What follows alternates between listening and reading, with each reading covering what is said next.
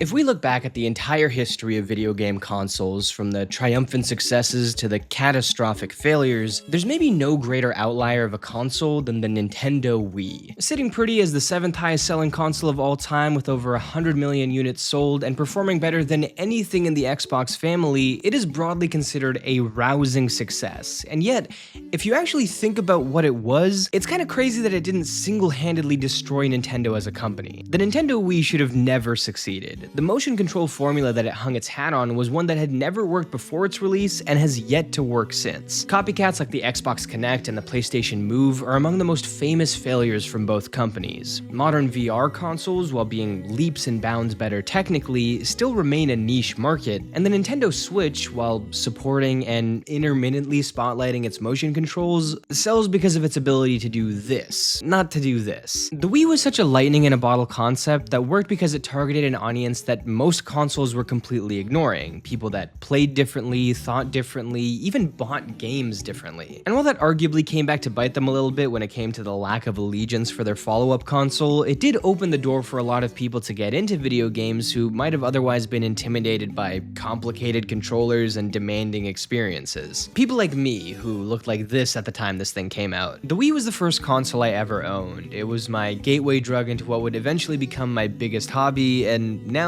kind of my job. And so seeing as we're coming up on its 20-year anniversary, I thought it could be fun to revisit how it feels to play now. Was it really a stellar platform that perfected a balancing act no one else could, or was it just a poorly made gimmick that eventually ran stale? Let's find out.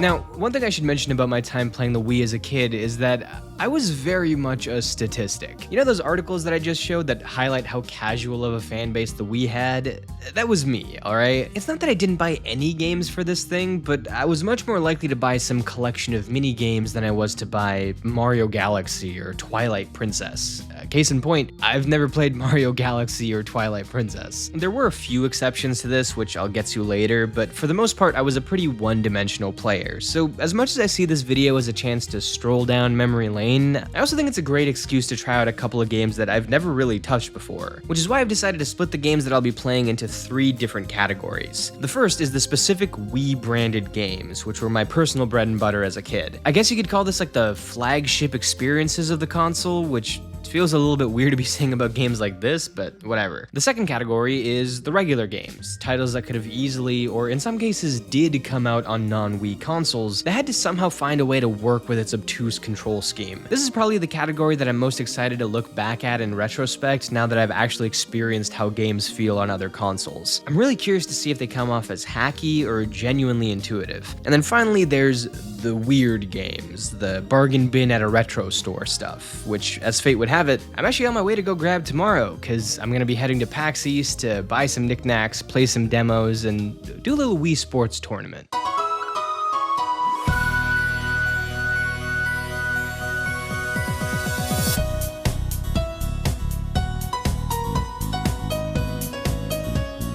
Now, I know what you're thinking. I'm here to watch a grown man play a bunch of children's games, not talk about some convention that he went to. So don't worry, I'm not gonna talk about PAX, I'm not gonna tell you to look out for Memorial Wave, I'm not gonna bring up the time the Valor Mortis devs were laughing their asses off at us as we hit phase 2 of a boss that we just celebrated beating, and I'm definitely not gonna show the clip of me putting on the Cyberpunk jacket after what I said in this video. If you wanna see the full breakdown of all of that, you can watch the podcast I did with my friend Landon and my brother Usfer, who both joined me this year. No, the main reason why I wanted to start my journey with the Wii here was because, in my opinion, the Wii, and more specifically Wii Sports, is best enjoyed with other people. It was like the friend slop console, if you will. So I wanted my first experience back with it to feel like the old days. Just me, my brother, and some white guy who vaguely looks like Timothée Chalamet. Now, unfortunately, some dumbass forgot to bring a capture card or a tripod to actually record this thing properly, and I won't lie to you, after we got back to the hotel late that night after a long bus ride and a couple of days of endlessly walking around, the vibes were not exactly the highest they'd been that weekend, and I was a bit worried that we wouldn't be able to get into the spirit of the game. But then, that music kicked in. And just like that, we were all in. From the opening serve of the first tennis match to the sweat-filled finale of Landon v Us for boxing, everyone was completely locked in regardless of if they were playing or watching. This game is just such a perfect blend of extreme simplicity, a surprisingly high skill ceiling, and of course, a healthy serving of Wii bullshit. You know, stuff like the motion sensor randomly deciding not to pick up on a swing until it's too late in tennis, there being a completely random chance for your pitch to mess up or for someone to drop an easy catch out in baseball, and the fact that Wii boxing definitely picks up at most 3% of your actual swings. And the cherry on top of all of that was that one of the brand new controllers had a broken D-pad which made bowling a little bit busted, which is super annoying, but also very authentic to the mid-2000s console generation, which was arguably defined by its inability to ever work. From the console's iffy build quality to the artificially injected randomness in some experiences, Wii Sports can really get your blood boiling. But it can also make you feel unstoppable after doing something as simple as flicking your wrist at the end of a throw in bowling or managing to perfectly time a swing in tennis. Plus, it's always low stakes and silly enough that you can't ever really get mad at it like you can with a lot of other party games. Although I do think the guys were about half a second away from throwing me out a window when I started absolutely destroying them in baseball. Another one. Boom! Out of the park. Let's go. No. Nothing. Damn it! What?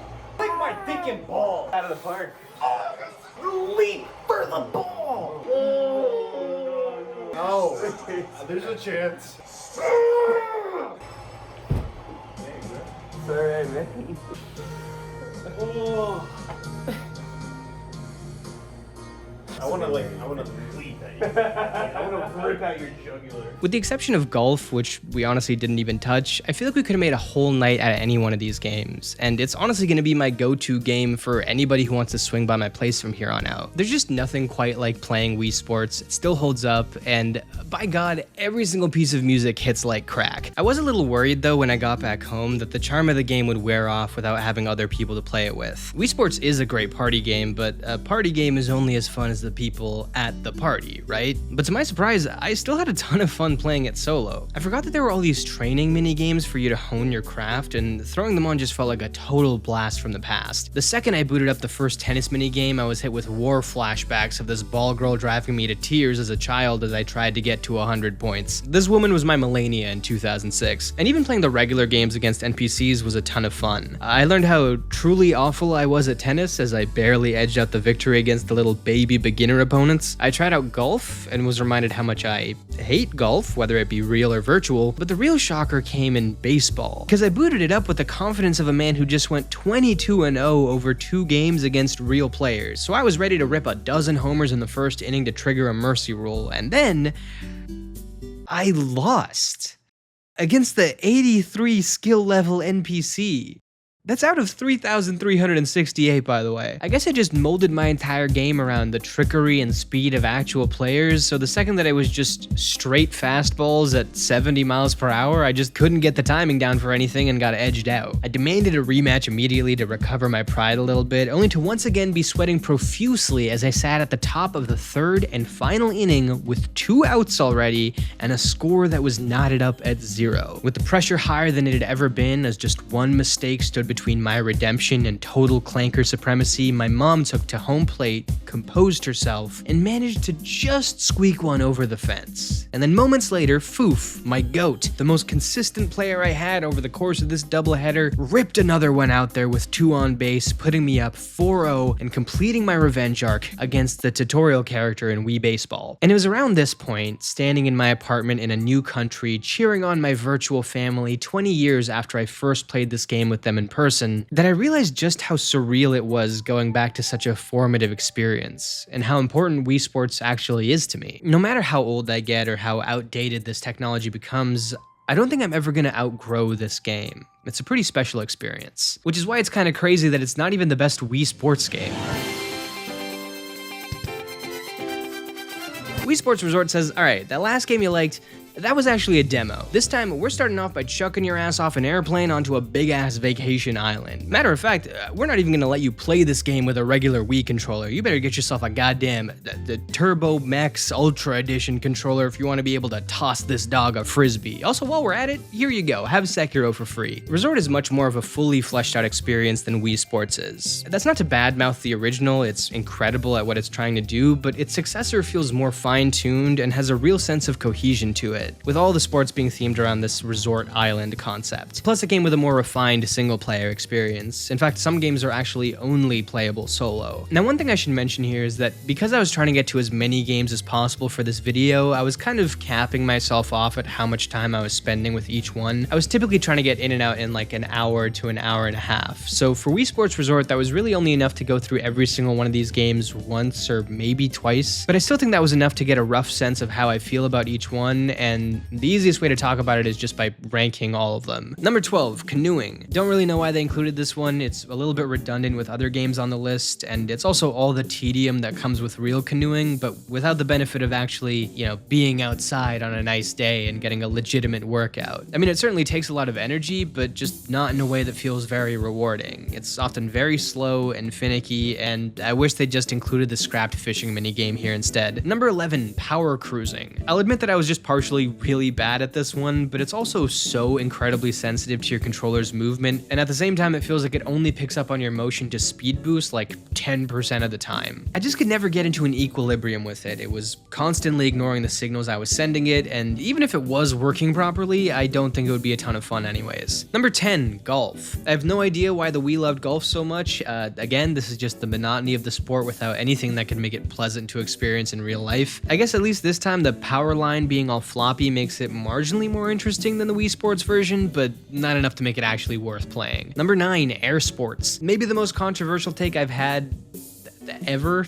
This is usually on the top 2 of most people's lists, often because of the island flyover mode, which I do remember being fun and serene to explore as a kid, but revisiting it today, it just felt a little bit clunky and lame. It's cool to go around the island and find points of interest to add to your collection, but I have no idea why you only get a short amount of time to explore before it resets, and the island just isn't as majestic as it once felt back in 2009. Also, getting from point to point just feels kind of slow. The skydiving mode is okay, but the other games on Resort are just way better for pop in and play in my opinion. Number 8, bowling. The main bowling mode is not too different from the Wii Sports version, which is a classic but obviously less novel this time around, but the additions of the spin control mode and 100-pin bowling do make it feel worthwhile. I couldn't really play spin control because of my broken D-pad, but 100-pin was a ton of fun even when I basically was forced into the same shot every single time. Number 7, archery. Shooting arrows while accounting for a moving target, the natural dip of the shot as the target gets further away, and the direction of the wind is entertaining even if it's not the most exciting. I don't know if it's one that I'd go back to all the time, but the different setups are all fun, and it's pretty rewarding to factor in all the variables in order to snag a bullseye. Number 6, wakeboarding. This was a personal favorite of mine as a kid, and even though it's a lot simpler than I remember it being, it's still got enough juice to be a good time. It's mostly just charging towards the center and timing your upward swing to catch maximum airtime, and then landing your character flat on the water to get points. If you don't land flat, you don't get the points, and you also lose all of your momentum, so you have to string together a few successful jumps to ramp up to the real high scoring ones. Even though all this game really is flicking your wrist at the right time and then flattening your controller, it does feel really good to land successive jumps. It's helped a lot by the little animations and sound effects that the game makes. The commentator really can't shut up for the life of him though. Yeah, nice, whoa, right on, nice, wow, there it is, nice, yeah, great air, wow, excellent. Number 5, table tennis. What if tennis from Wii Sports, but it was small and the ball could spin a lot more? The Motion Plus attachment allows for a lot more accurate control over your movements, which does matter a lot in table tennis, especially in the game mode where you're constantly returning serves and trying to hit cans in the process. Honestly, this one is kind of affected by my love of real table tennis, but I do think it's fun to play and can get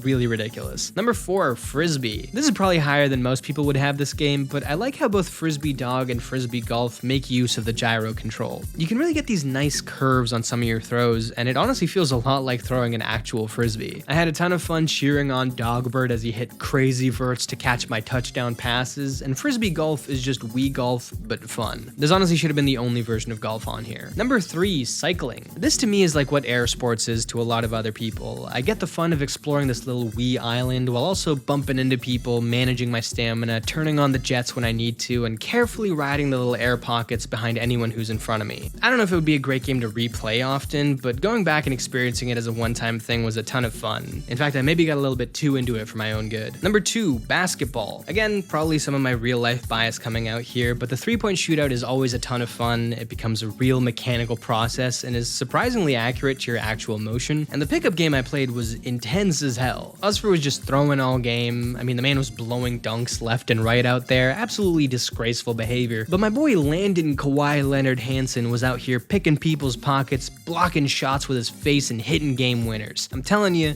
Wii Sports basketball at the next Olympics would feed families. And number 1, sword play. This was always the best game from my memory, and that turned out to absolutely be the case on a replay. The basic duel is obviously great, especially if you have somebody else to play it with, and if you don't, it's fun to knock NPCs off this ring at a height that will surely shatter their spine. But then of course there's this Fruit Ninja type game where you have to quickly slice objects in the right direction, also a ton of fun with some cute little details and animation. And the last game mode, Showdown, is legitimately incredible. You just like go around at different times of day and have epic samurai fights against huge waves of enemies. I mean, look at these stage names. The beach at midnight, the lighthouse at dusk, the bridge at high noon. This game mode is just a totally different ballgame than anything else. It's crazy. All in all, I feel like Wii Sports Resort is able to very effectively take what worked with Wii Sports and turn it into a fleshed out experience with a real central location, ultimately nailing the vibe of being a fun sports themed vacation. But you know how vacation goes. You get a little loosey-goosey, have a few pina coladas, and maybe realize when you're back home that it's probably time to get back in shape.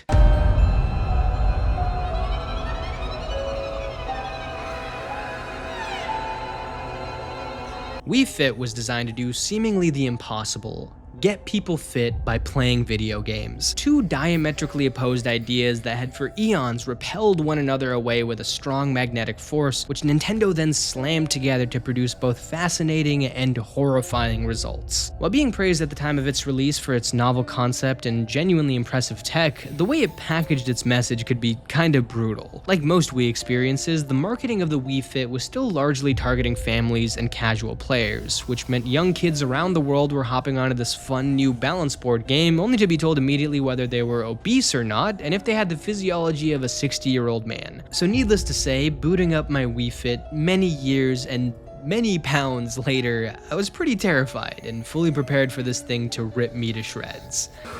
Come on, come on, come on, please not Slytherin, dude. No way!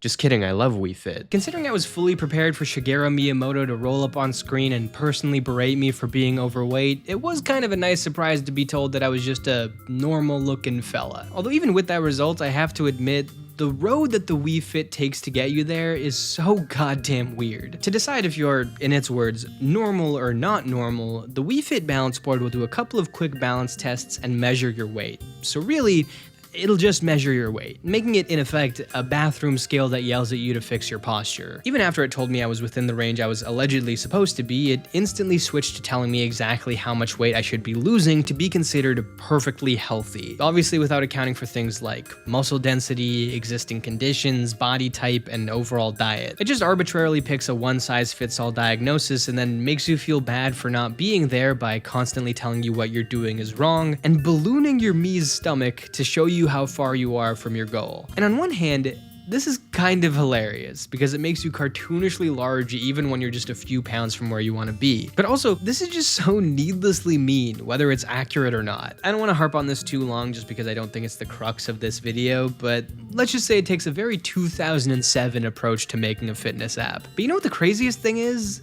beneath all of the weird packaging, the Wii Fit is actually a pretty helpful little experience. The balance board does have a lot more functionality than I initially thought it did, like the ability to detect your center of gravity and even give you special challenges within different exercises that nudged you into the right form and weight distribution. As somebody who's never really had a consistent gym schedule and just sort of randomly picked up different types of at-home or HIIT workouts here and there, it was kind of cool having something that would actively call me out on my form at home and give me the tools to try and fix it. It really makes you realize how easy it is to compensate for a difficult task by leaning to the side, even without realizing you're doing it. And trying to fight against that natural instinct does make most of these exercises and stretches a lot harder, but that's also the point. It should be a lot harder than your body tries to make it, so this thing definitely has its uses. And I gotta say, nothing really shows you how stiff your body's gotten than trying to do a couple of basic yoga poses for the first time in 10 years. Oh, man down.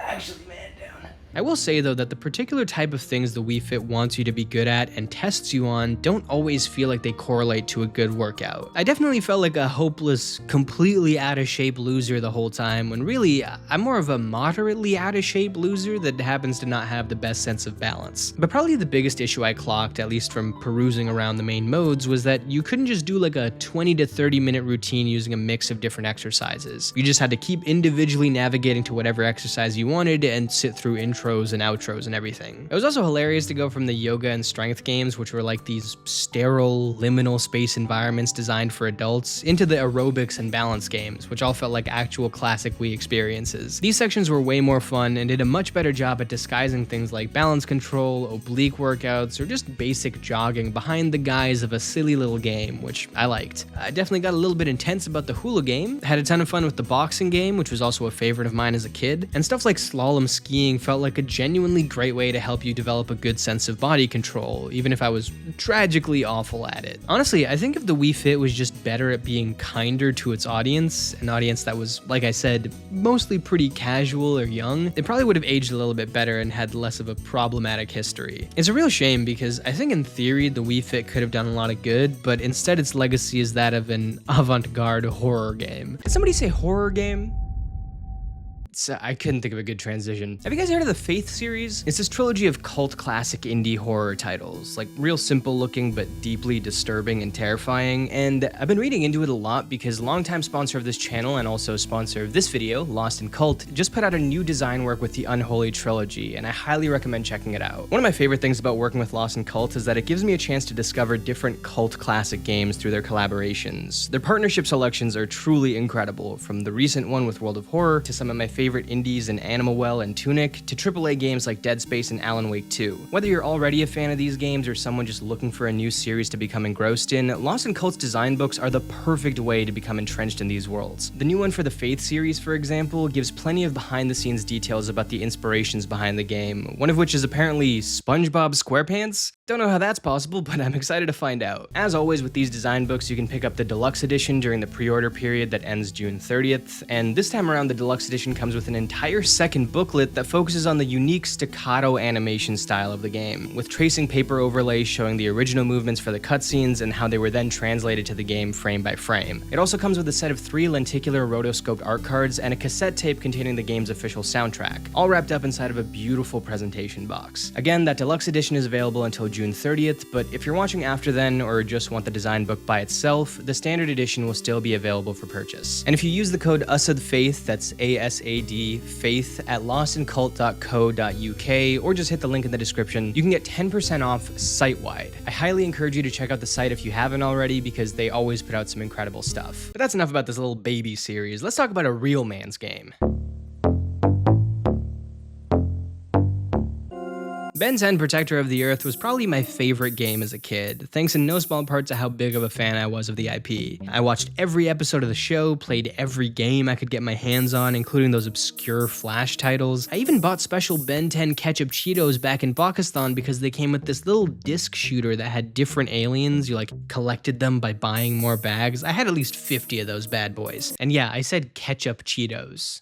That's how much I love this franchise. Now that I'm an adult though, I feel like I can finally look at this game more objectively instead of instantly fanboying over everything. Sorry, ignore this clip of me dancing to the theme song the second it came on. Seriously though, Ben 10 bias aside, I actually did find this game to be pretty solid when replaying it now. The core of the experience is some solid 2.5D beat 'em up gameplay as you run, punch, and dodge your way through a horde of enemies with reckless abandon, bolstered by the novelty of turning into different aliens that have vastly different gameplay styles. Even on the hardest difficulty, it's not actually very hard, but it also doesn't need to be. It's a power fantasy that encapsulates what makes the different heroes unique while putting you up against some villain of the week fodder. Forearms is this massive hulking beast that 2-taps most basic enemies. Heat Blast is more agile and better for platforming as well as ranged attacks. And after the first boss, you get access to Accelerate, who can rip through enemies in levels at such a high speed that I honestly had a hard time transforming into anything else after that point. I'm not entirely sure if my love for this character is why I now love Dex characters so much, or if my predisposition to loving Dex characters is what made me like Accelerate in the first place, but it was really cool to go back to a game that I think genuinely informed my playstyle for basically every game I'd go on to play after. I'd say the biggest difference in playing this now versus when I was younger is that all of the stuff that my child brain found different and revolutionary, I now recognize as being part of just a classic formula. There are hidden sumo slammer cards that encourage you to explore the levels a little bit, different enemy types that get introduced at a pretty decent cadence, and boss fights that end in quick time events. We're mostly just following a blueprint here, but to me that's all a game like this needs to be. It doesn't need to reinvent the wheel, it just needs to nail the alien transformations, which it does. So what I'm trying to say is,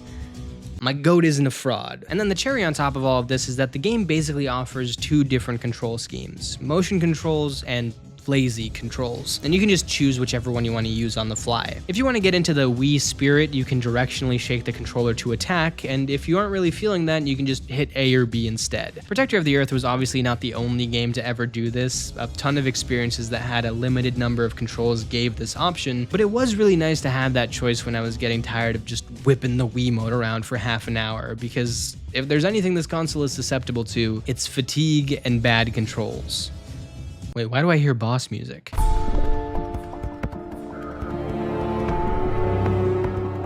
If Protector of the Earth was my first love, Modern Warfare was the one that got away. I remember around the end of my time with the Wii, when I was like 11 or 12, I was really starting to get interested in games like this. And I even tried to convince my dad to let me get the original Black Ops when it first came out. But then when we went to buy it, the GameStop employee told him, sir, are you aware that they say the F word in this game? And then I wasn't allowed to see the sun again until I was 18. So this was finally my chance after 15 whole years to play a Call of Duty game on the Wii. And look at me, I'm so excited. That is a man unburdened by the knowledge of what the next hour is gonna bring him. Pretty much immediately unbooting this game up, it becomes very clear that Call of Duty, and I know this might shock some people, wasn't really designed to be played with the same controller that was made specifically for Wii Tennis. That controller has nowhere near the right amount of inputs to port over a game like this without some insane mapping decisions. For example, you see this image of a Wii controller? Pretty simple, right? It's got a D-pad, A is your primary action, B is your secondary action, plus is to pause. Just kidding, that button is actually frag grenade in this game. Maybe a little bit weird considering plus was always to pause, but that's fine, I guess. The minus button is, nope, that's your smoke grenade, idiot. Obviously, to pause the game, you gotta hit the 1 button. What's that? You wanna reload your gun? All right, to do that, you're gonna have to shake your nunchuck back and forth. Forget the fact that every imperceptible movement of your controller leads to your character whipping his head back and forth like a lunatic, even with the sensitivity turned all the way down. We simply have no choice but to map this incredibly common action to an abrupt physical movement. It's not like we could just use down on the D-pad, that's used for melee.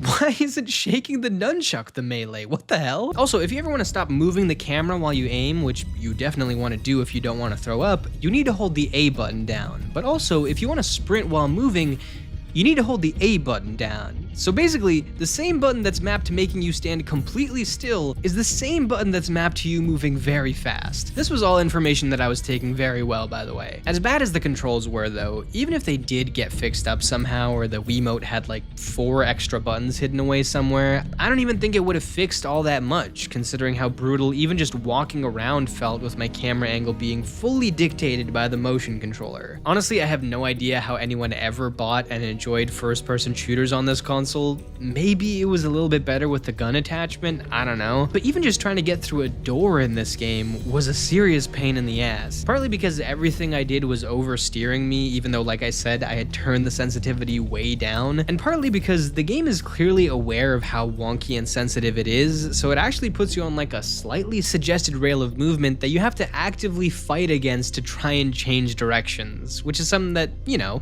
you probably want to do here and there. Even before I finished the tutorial, I could tell that this was just not something that should have ever made its way to this console, even though by the looks of it, at the time of its release, people were still struck enough by the novelty of it to somewhat overlook its fundamentally broken nature. So I don't know, maybe I'm just particularly awful at the game. It wouldn't be that big of a surprise, I'm really bad at regular Call of Duty, but I don't know if it's quite this bad. Still, I felt like I'd be doing the game a bit of a disservice if I didn't try and at least gut out a couple missions post-tutorial. And luckily, since we were just starting out, chances were the first couple of missions wouldn't be too complex or feature any strange movements that could potentially compound the nauseating effects of the game. The package is aboard a medium freighter, Estonian registration number 52775. Ah, shit. Oh, are you guy? Are you me? Are you shit? What? Come on, let me look at him! What is this? This is so... It's like not reading where I am at all now. Why can I not turn? Why can I not turn? Where am I? Okay. What? I am to the right. Oh my god, dude. Look how insane my camera is right now. How do I know what the right way is? How am I... By the time Mission 2 rolled around, I was already feeling pretty motion sick, but luckily the game decided to throw a 6-hour cutscene at the beginning of the next area, so I had a little bit of time to recuperate, and when I came back, I was at the absolute peak of my powers.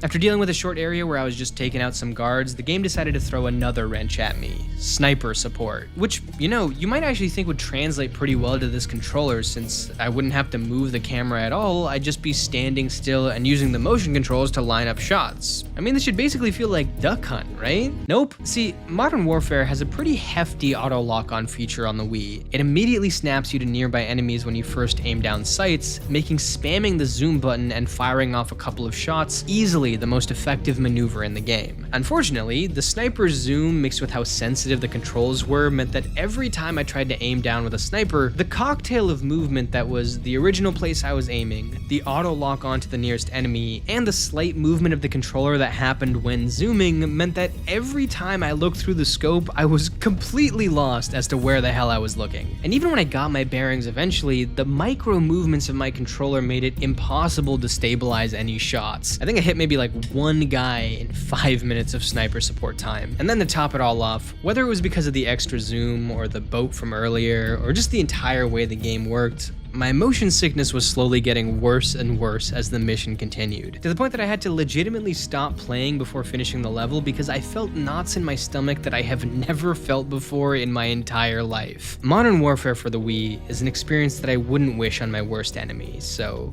I guess if anything, I owe that GameStop employee an apology. I'm sorry, Jared. I didn't see you for the hero that you were.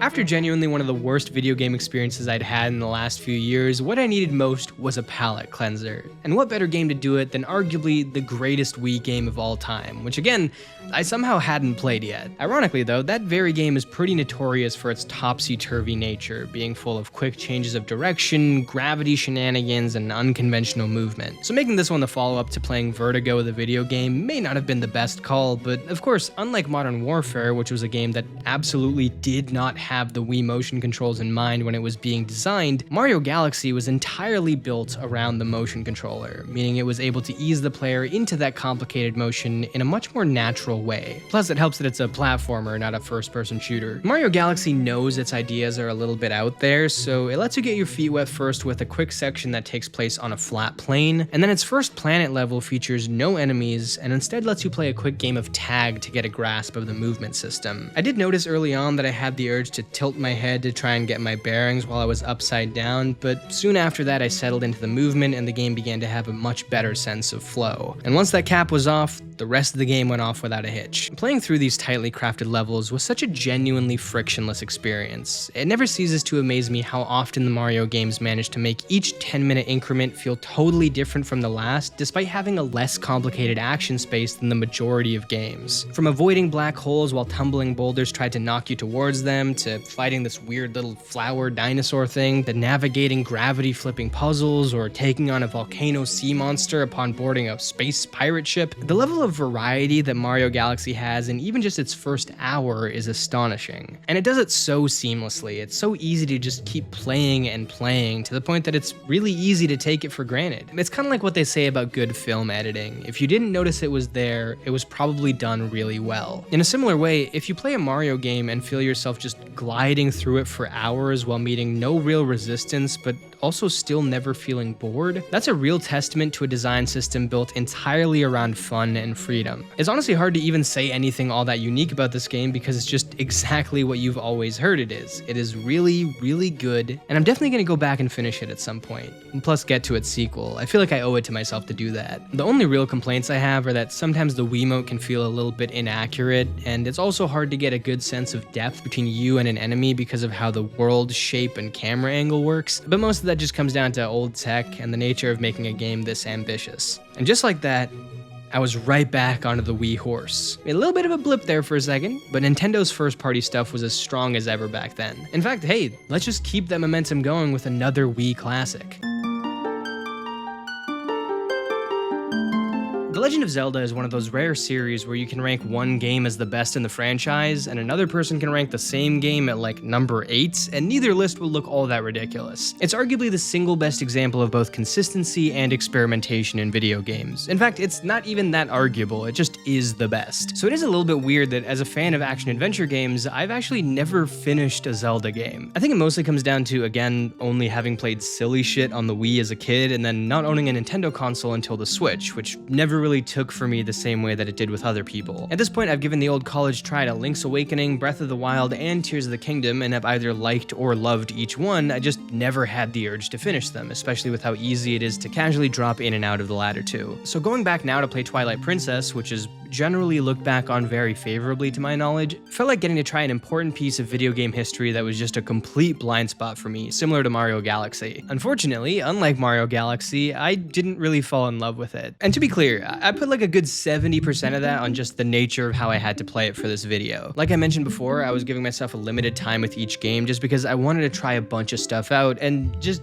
don't have the same amount of time to play games as I once did. Playing roughly 15 to 20 hours of Wii for this video took over a month, believe it or not, and nowhere was that time constraint less flattering to a game than Twilight Princess. The majority of my time with this game was in the tutorial, going around the village, learning the basics, and helping the townsfolk with their problems. There were definitely a couple of times where my little banana brain didn't understand what I needed to do to help everybody out. For example, I spent a solid 10 minutes trying to herd this cat to its owner like a sheep because the game had just taught me how to do that, but that's still mostly on me. For the most part, my biggest problems with the sections I played, and I assume this would be my problem if I kept playing, was again, how this game controlled on the Wii. Because the Wii controller is limited to just one thumbstick, which is used for movement, there's no manual control over the camera. The game just tries its best to position itself behind you while minimizing the whiplash. And in fairness, this is how a lot of old games did operate, but this problem had already been addressed well prior to the Wii, and this is just a clear area of regression for the console. As a result, I found anything requiring any level of precision, including just jumping between these rocks, to be super imprecise. It didn't really feel like it was one-to-one with the movements I was making. Now, once again, in the game's defense, this is the best it can do with what it has. And I also realized a few days later that my nunchuck was partly broken. There were like silent dead zones that I either didn't quite pick up on while playing this game, or the problem just got a lot worse as time went on. But regardless of whether this was an overall game issue or one caused by yet another controller failure, the poor design of the Wiimote for anything that wasn't a sports title was once again rearing its ugly head. And again, this is all before mentioning the heavy lifting that each face button has to do because of the minimal amount of them on this controller. The A button ends up getting used for rolling, interacting, jumping on things, dropping down, putting something away, and about a dozen other things. And while it's not uncommon for the same button to perform different actions depending on context, even when there are many buttons per controller, controller, the list of things that A and B are forced to handle is so large that the game has to overlay these giant, persistent control hints on the screen as you move around, with the A button particularly having an identity crisis even as you just walk through a cave. Apparently though, every other version of Twilight Princess, even ones with more compatible controllers, have the exact same overlay and also have this giant map on the bottom left, which is just such an insane choice to me. This is one of the worst looking UIs I've ever seen in my life. So I guess this issue is kinda on the game to a point, but the Wii's limitations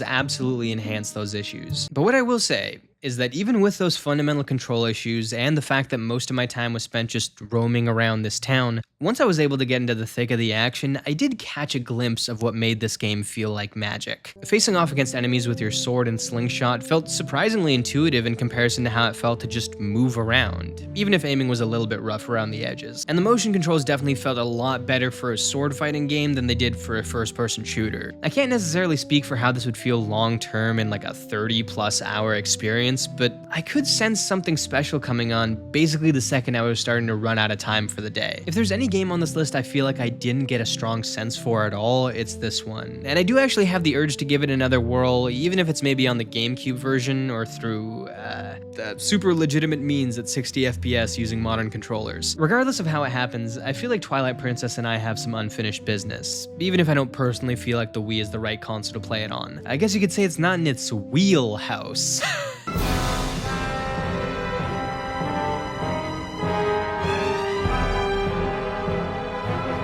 And what better way to move on from a dogshit experience like Twilight Princess than with a true classic, Sonic Unleashed. The funny thing is, if you put these two games in front of me as a kid, that would 100% be my actual opinion. If you asked me which one I was more interested in, I would, without question, choose Sonic Unleashed. And you know how I know that?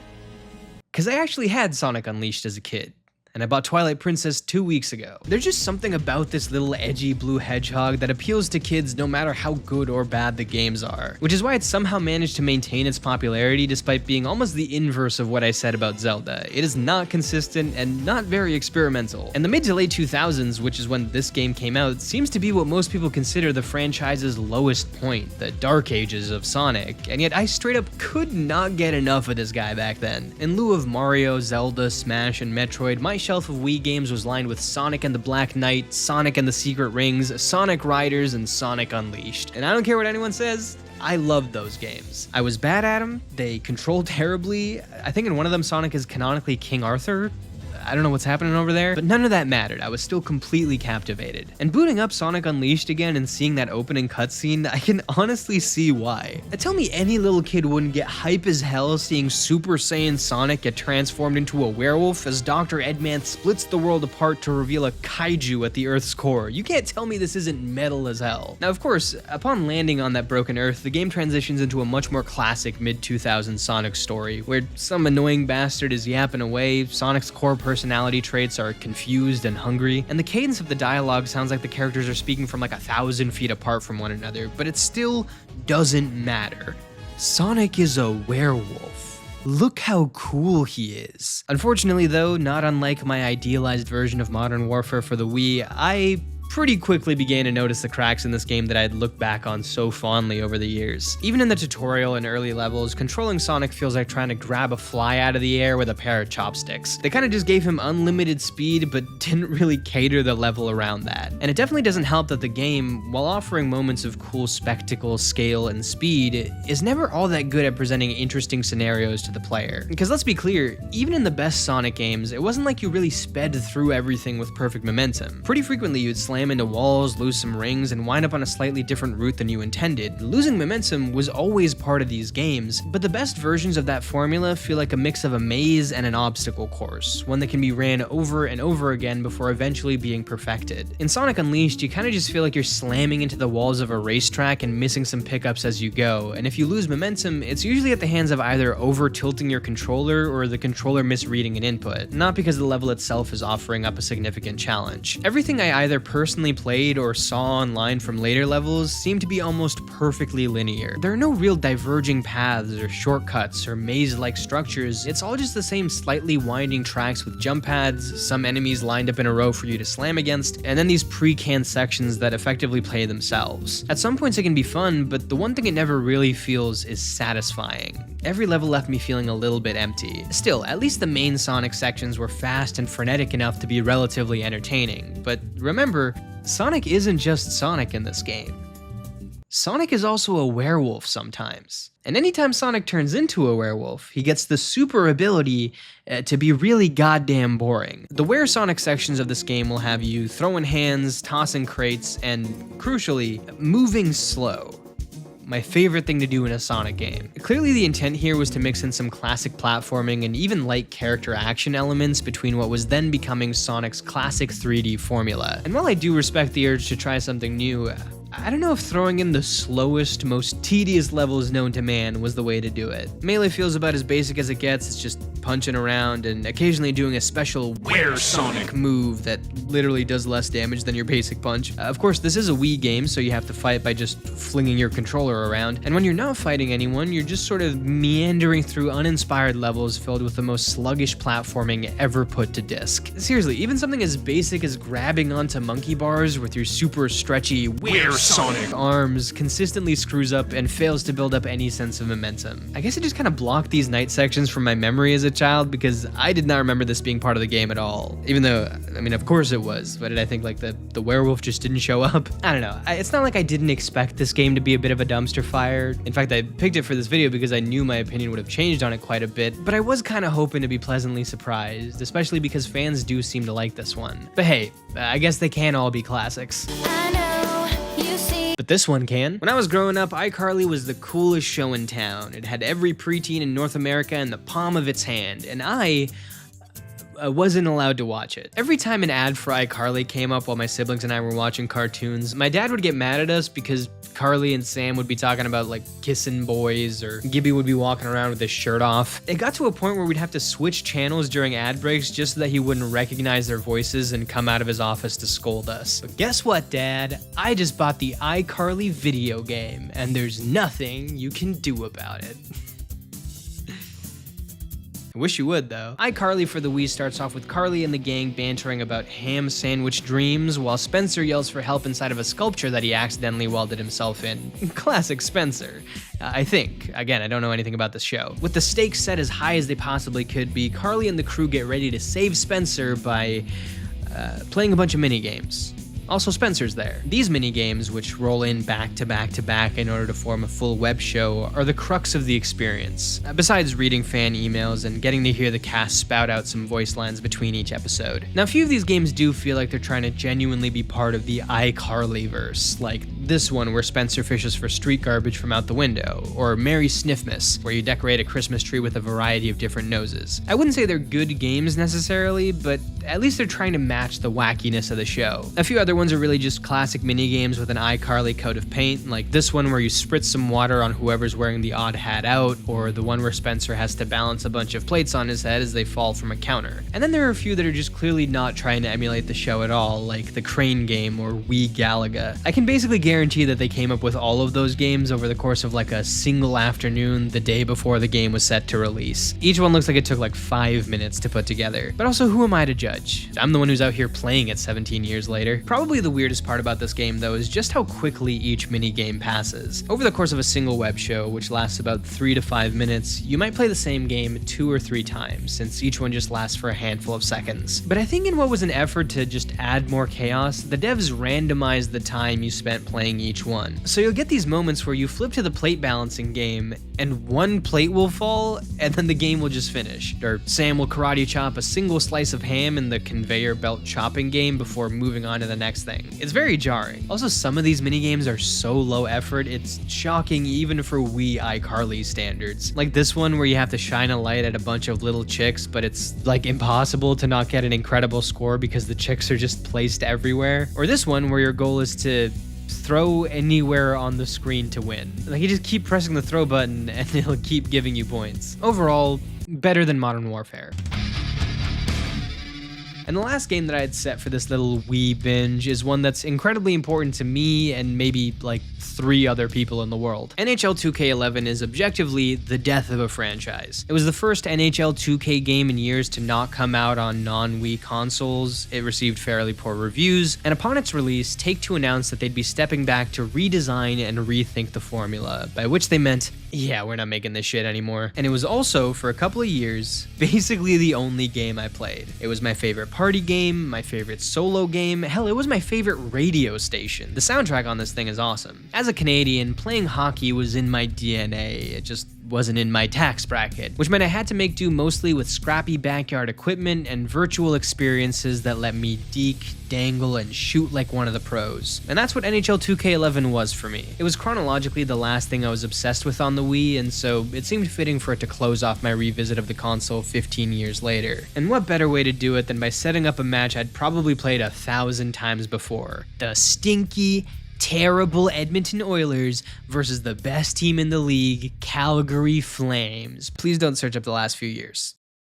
Or the 2022 playoffs. Or all time. But none of that mattered in this moment, okay? It was time for me to get my virtual revenge, and I was all in. I had my Kipper jersey, I was ready to rumble, and I quickly got a glimpse into what I believed the rest of the game was bound to look like as I entered the zone wide with Jarome Iginla, the greatest goal scorer in NHL history, don't look that up either, and snuck one past the pad of Nikolai Happy Bolin. And in that instant, I was transported back in time like the dude from Ratatouille. I remember how it felt to watch a Flames game one night and then recreate it in the game the next day, and then to predict how the next game would go, refusing to stop playing until the boys in red came out on top. In this fleeting moment many years later, I felt the kind of excitement and joy that could only be found in one unfettered by the pain and responsibility of adulthood. And then the Oilers scored on me twice. And I got my shit rocked. I guess in my excitement to get my hands on this game again, I didn't really stop to think about why they stopped making NHL 2K games after this and why it received such poor reviews in the first place, which, as it turns out, had a lot to do with what's become the theme of this video, how poorly it controlled. This game is yet another example of something that feels like it should work perfectly with the motion controller, but then either because of that controller's lack of responsiveness or the poor efforts by the dev team to make it feel natural, or both, it instead feels imprecise and constraining. Multiple times throughout this game, my actions just weren't registering properly, whether it was a movement on the ice or a shot on goal. At one point, my player also just refused to turn when I told him to, since apparently my nunchuck broke halfway through and I had to swap it out for the other one, meaning the number of fundamental controller mishaps during my month playing the Wii was nearing double digits. It once again felt like without the Nintendo first-party touch, the console was faltering under its own weight. And to make matters worse for me, I wasn't able to score the equalizer before a rebound goal put the Oil up 2. I was able to score one more at the end of the third to keep my dignity, but as the clock expired, I was forced to confront the fact that I had let my team down the same way they'd let me down so many times before. I was no different than them, and I no longer deserved to wear the jersey of the greatest goalie the NHL had ever seen. Don't look that up either.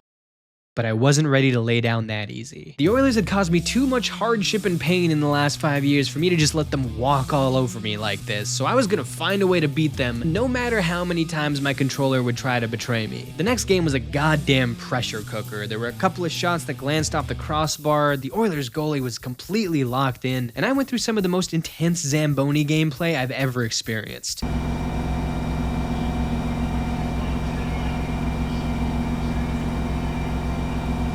After 30 minutes of a complete deadlock, it was once again Jarome Iginla who would start off the scoring for the Flames, and I was determined not to let it go to waste this time. As the Oilers punched back, I hit him with the old 1-2 to close off the period, going up 3-1 as we entered the last frame. It had also become pretty apparent that like 90% of my actions in this game wouldn't really register properly, and if they would almost always never end up as a goal, with the one exception being moving across the net before letting a shot rip. A move that led to every single one of my goals across both games, which meant that even as the Oil put a little bit of pressure on me in the back half of the third, I knew I could bust out Old Reliable in order to get things back to a comfortable lead. And by the time the buzzer sounded at the end of the third, you would have thought I won the actual Stanley Cup, as I finally triumphed against my two greatest rivals, the Edmonton Oilers and the NHL 2K11 control scheme.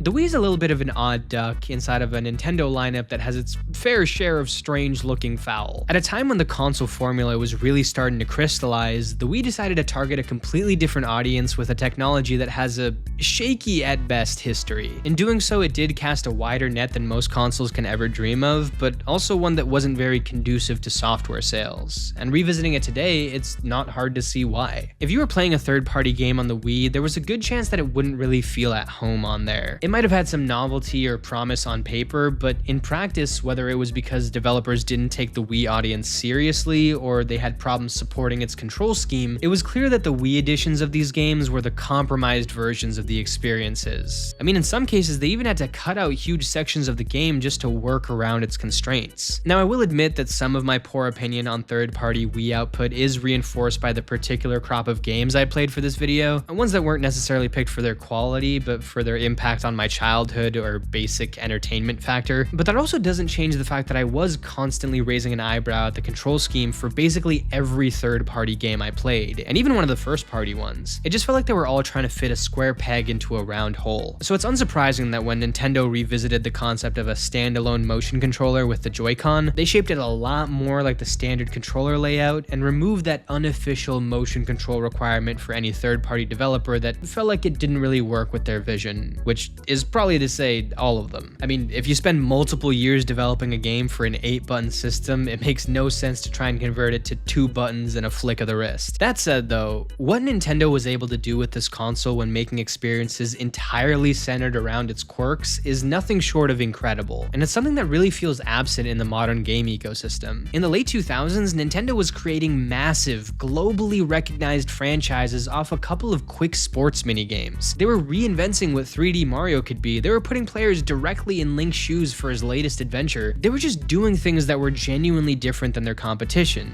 and there's something still so captivating about that. And you could totally argue that the abject failure of almost every single motion control based game of the last 20 years, especially outside of VR experiences, means that what the Wii was doing was really just a gimmick that was bound to run its course. But the fact that these experiences are still enjoyable to revisit today, even with an extremely rudimentary version of a technology that's since been perfected, I think means that there's still some juice here. The difference obviously being that modern consoles, even those that strongly support motion controls, treat it as a bit of a sideshow, something inessential that's typically avoided or reserved for very specific types of games. And ultimately, that lack of faith and focus is how you end up getting things like Nintendo Switch Sports. While Nintendo does continue to operate pretty differently than its competitors, it also hasn't made a swing as big as the Wii since the Wii, nor has their competition without hedging it against more trusted formulas. And as a result, we have like 95% of the most talented creators in the world working on projects that all follow the same rules, building things around the same constraints, instead of seeing more of them dedicate their time to something that operates completely differently outside of the conventional video game shape. I think it says something that in playing these old games again, I didn't feel like nostalgia was always doing the heavy lifting. At most, it was just masking the technical deficiencies of the console. But the actual core of the Wii Sports games, Mario Galaxy, Ben 10, hell, even flashes of games that I didn't fully get sold on like Twilight Princess, are still genuinely interesting. And it really makes me wonder, with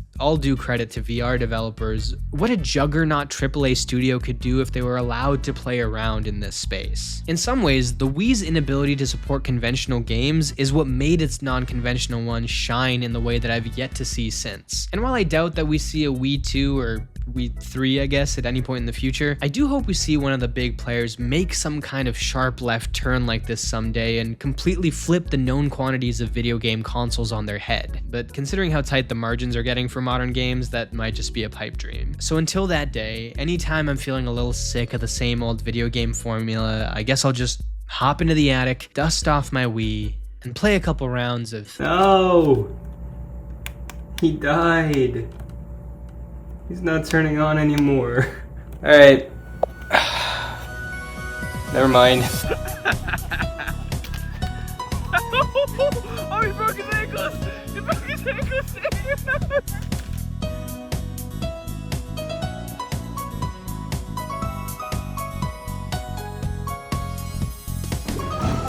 Oh my god! Dude!